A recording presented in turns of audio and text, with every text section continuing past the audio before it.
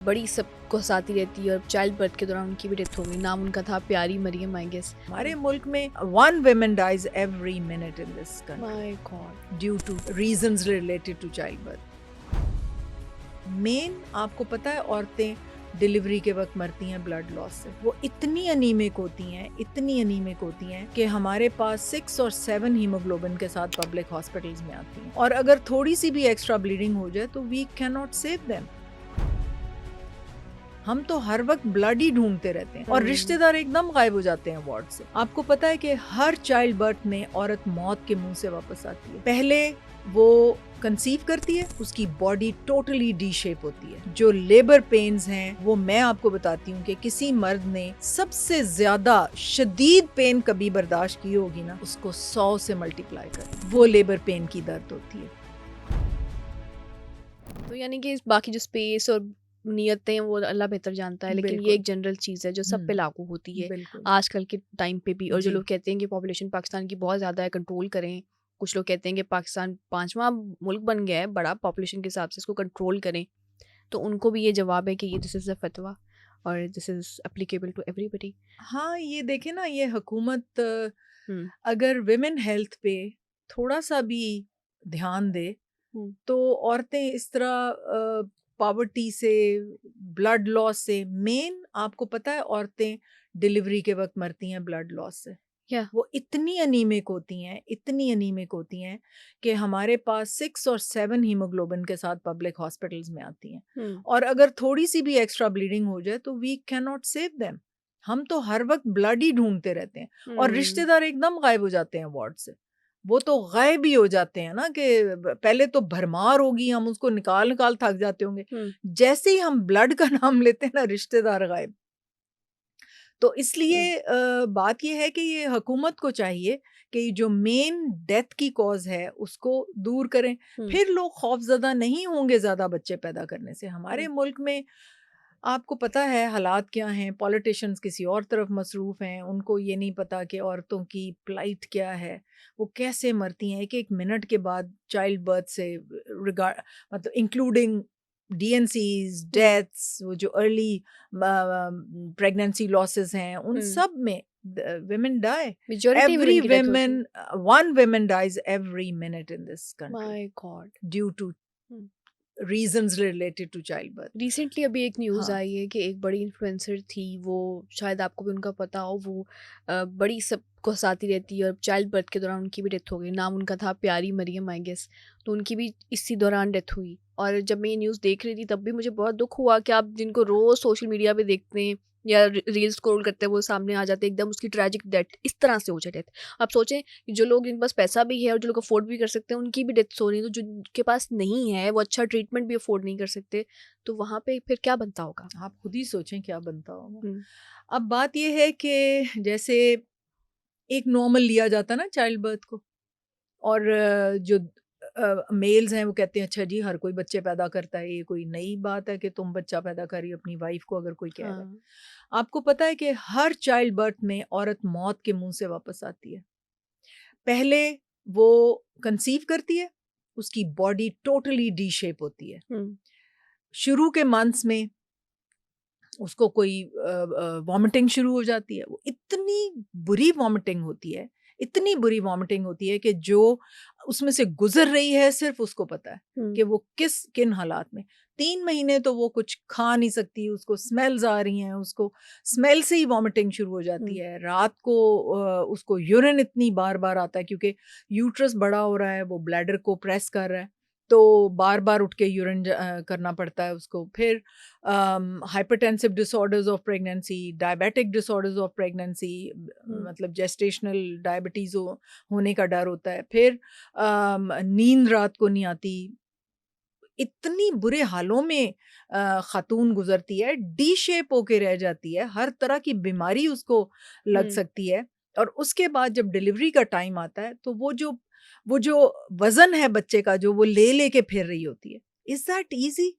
Is that easy? It is so cumbersome, it is so cumbersome कि वो लेके उठ-उठ के फिर रही है, और उसके बाद जो लेबर पेन्स हैं, वो मैं आपको बताती हूँ कि किसी मर्द ने जो सबसे ज्यादा शदीद पेन कभी बर्दाश्त की होगी ना, उसको 100 से मल्टीप्लाई कर लें, वो लेबर पेन की दर्द होती है।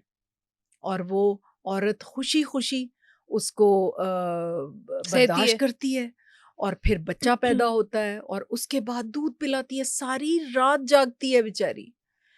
फिर वो गीले बिस्तरे पे लेटती है क्योंकि बच्चा बार बार यूरिन करता है, फिर उसको एब्ल्यूजन उसकी ज़रूरी होती है, फिर उसको पाक अगर रखना है। वैसे फतवा है ये इसके अंदर हम्म। कि अगर बच्चा पेशाब कर दे तो औरत का जो है कपड़े वो पाक होते हैं, तो ओके। वो नमाज जाके वगैरह पढ़ सकते नमाज हैं। पढ़ सकती है वज़ू करके। और अगर वो वज़ू किया हो और वो अपने बच्चे की पॉटी धो रही है या छी धो रही है, तो उसका वज़ू ज़ाया नहीं होगा। अच्छा। हाँ, तो इसलिए हम्म। ये मैं डिटेल में ये फ़तवे पढ़ी थी, बड़े ज़बरदस्त तो वो फ़तवे हैं कितने इसमें। एज तक बच्चे का इस तरह से पाक होता है सारा कुछ, यानी कि हाँ, बच्चे का भी एज का होगा ना फैक्टर। ये एक है, लेकिन जब तक बच्चे को ज़रूरत है माँ की, हम्म। उस वक़्त तक वो अगर उसने वज़ू किया हुआ है और बच्चे को वो पाक कर रही है, धो रही है, तो उसको दोबारा वज़ू करने की ज़रूरत नहीं है। वो सही। बस सिर्फ़ हाथों पे कलमा पढ़ लेगी और बस। तभी हमारे दीन ने बड़ी आसानियां पैदा बहुत की हैं ना लोगों आसानियाँ के की हुई लिए। हैं, बिल्कुल, हम लोग आसानियाँ तो की यही हुई। सोचते हैं ना कि बच्चा है किसी का। और छोटे बच्चे जो होते हैं, अब अगर आप देखें ना, तो वो काफ़ी पता नहीं उनको ब्लोटिंग होती है, या वो अगर उन्हें दूध पिया वो भी निकाल रहे होते हैं बार हुँ, बार, और वो हुँ। बाकी भी उनका सिस्टम चल रहा होता है। जो माएँ होती हैं वही समझ सकती हैं कैसे वो उनको बार बार धोती हैं, लेकर आती हैं, खुद को पाक करती हाँ, हैं। तो बच्चे को हम्म। पेट में पहले 9 hmm. Months, it's a big time, it's a yeah. Long long time. Hmm. पहले उसके और सिम्पटम्स हैं, फिर और सिम्पटम्स हैं, फिर उसके बाद हर कपड़ा उसको परेशान कर रहा है कि ये अब हम्म। पूरा नहीं आ रहा, और मेडिकल डिसऑर्डर्स ऑफ प्रेगनेंसी शुरू हो जाते हैं, हाइपरटेंशन होती है, फिट्स पड़ते हैं कई औरतों को माय गॉड। ब्लड प्रेशर में, हम्म। फिर डायबिटीज़ में मल्टीपल अबॉर्शंस हो सकती हैं, डेड बेबीज़ अंदर हो सकते हैं, जान को खतरा होता है। हर डिलीवरी में माँ जो है मौत के मुंह से वापस आती है। दिल जब उसको पुश करने को कहते हैं, कई दफा दिल एक्सपैंड करके डेड हो जाता है। ओके। कार्डियोमायोपैथीज इसको हम कहते हैं, कि वो खामोशी से वो जो उसका मसल होता है उसमें एक एबनॉर्मेलिटी पड़ी होती है, लेकिन जब प्रेशर पड़ता है उस वक्त उसको पुश करने का, वो हार्ट बस ढीला हो गया तो वो खत्म हो जाता है। तो they can die of cardiomyopathies, silent deaths हो जाती हम्म। हैं। अब देखो ना, एक डिलीवरी के लिए बच्ची गई हुई है अंदर, बाहर रिश्तेदार इंतजार कर रहे हैं, हम्म।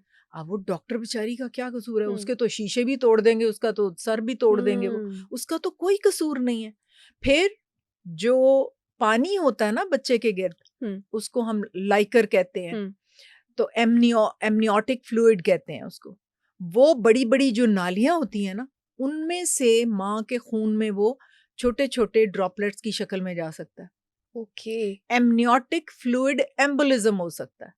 एम्बोलिज्म का क्या मतलब है कि वो लंग की आर्टरीज में जाके लंग्स को एयर की सप्लाई बंद कर सकता है, एकदम वो चली जाएगी, लो ऑक्सीजन, उसकी सैचुरेशन ड्रॉप कर जाएगी, सांस भी बंद हो जाएगी। सांस बंद हो सकती है, ओ हो। सांस बंद हो सकती है, उसको हम्म। इंट्यूबेट करना पड़ सकता है। अब हर जगह तो ये फैसिलिटीज नहीं है, तो ये साइलेंट डेथ्स हो सकती हैं जिसमें ना डॉक्टर का कसूर होता है, ना किसी और का, ना पेशेंट का, ना पेशेंट के रिलेटिव्स का।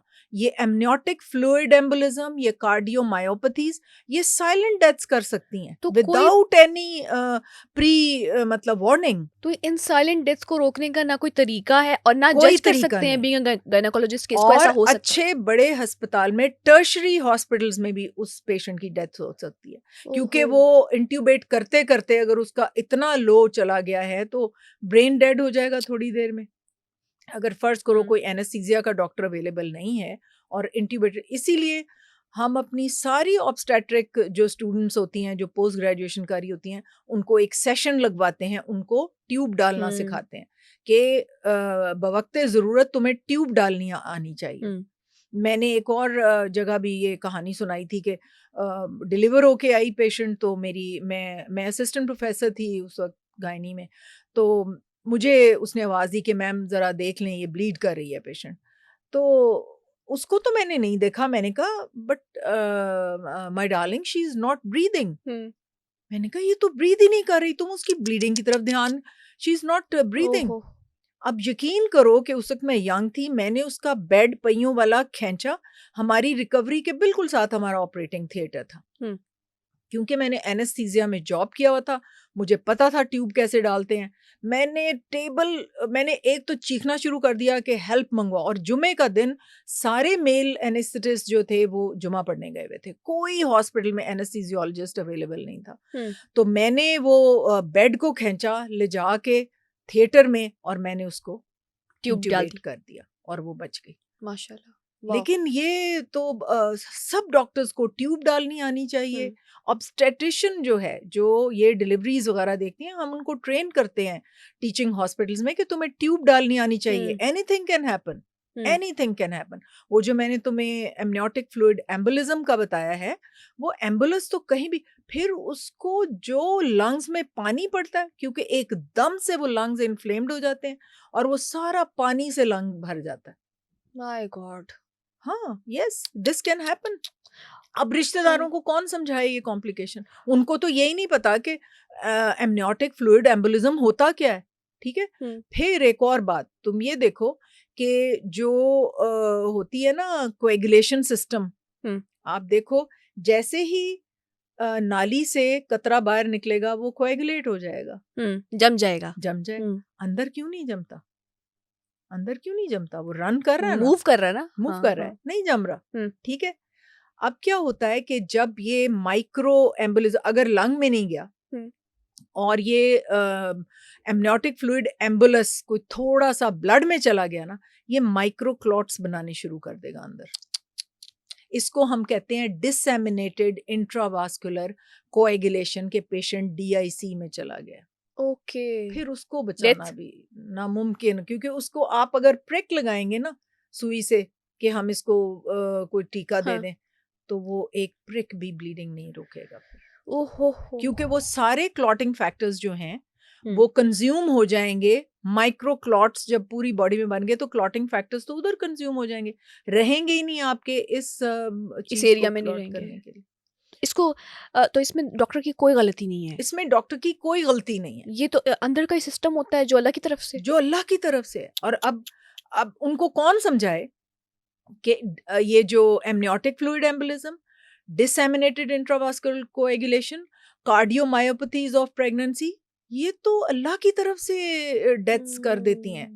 लेकिन वो शीशे तोड़ जाते हैं, वो पूरा अस्पताल सर पे उठा लेते हैं, वो डॉक्टर को मार मूर हर के चले रोज हम जाते हैं। खबर सुनते हैं कि हाँ, डॉक्टर की गफलत की वजह से नहीं, डेथ हो गई और नहीं, अब जो है वो रिश्तेदार। No, it is not doctor की गफलत। वही देर से लेके आते हैं, ब्लड प्रेशर हुए जा रहा है, हुए जा रहा है, हुए जा रहा है। ये जो डीआईसी है, ये हाई ब्लड प्रेशर की वजह से होता है। इसमें प्लेटलेट्स कम हो जाते हैं, और वो जब प्लेटलेट्स कम होते हैं तो प्रॉब्लम शुरू हो जाते हैं।